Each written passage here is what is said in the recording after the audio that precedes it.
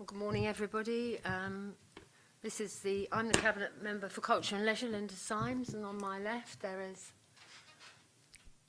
Councillor Stephen Morgan, Labour Group spokesperson. Okay. So it's 9 o'clock and we'll start our meeting. Are there any apologies for absence? No apologies. No apologies for absence. Okay. Any declarations of interest? No? Okay, so we'd like to go on to item 3, which is the bandstand report. Claire. Thank you. The report is outlining a short evaluation of the 2017 programme and then recommending that officers be authorised to contract out the delivery of the bandstand.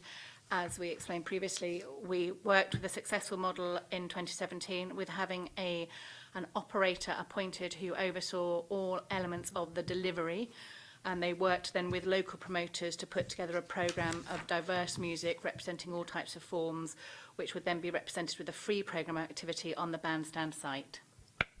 Yeah, I think that's fair to say. Last time we actually discussed one event at the bandstand, which was the Rhythm of the 90s, and the police had a lot of complaints about it. But on balance, I think that we just have to leave this open. We have to maybe move the location if that band does approach us for space again. And if we have another event of a similar nature, we just have to ensure that we have all the right things in place. So I'm quite happy to leave the status quo, but I'd like to hear from you. Yeah, just one question, if I may. Obviously, the bandstand is... As with the nature of the bandstand site, it's very exposed to all diversities of weather. So therefore, we've always made sure that we use a range of social media in order to update people as close as we can to the event so they can make plans for the day.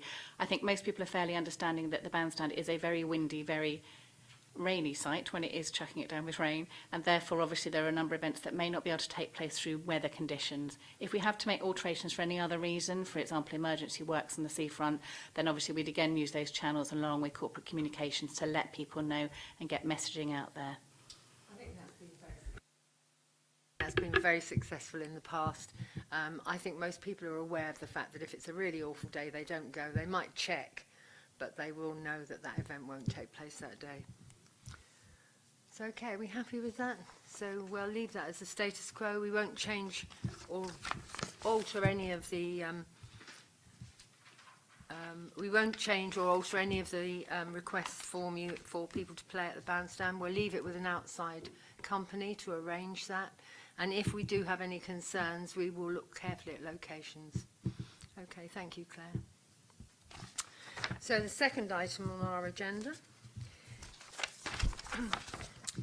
is the revenue grants. Claire again. Thank you, Councillor Symes. This paper is really outlining and follows on from the full council meeting and discussion on the budget in December 2017. This paper outlines the individual revenue grant contributions that would be made by the council for the financial year 2018-19 and to the organisations and the nature of the type of work that that revenue grant will do. As explained in the report, each of the revenue grants is underpinned with a detailed service level agreement which reflects the detail of that company and the organisation. I'd be happy to take any questions if there are any. Thank you. Any questions or comments? Just a brief comment. I just wanted to obviously express my full support for these grants to be allocated to the organisations. It's hugely important that the council continues to provide grant funding to organisations because of their ability then to lever in funding from other sources. I recently met with the Arts Council that were hugely impressed with some of the work that we're doing in our city, and it's absolutely important that the council provide support to these organisations to help them secure their long-term financial sustainability.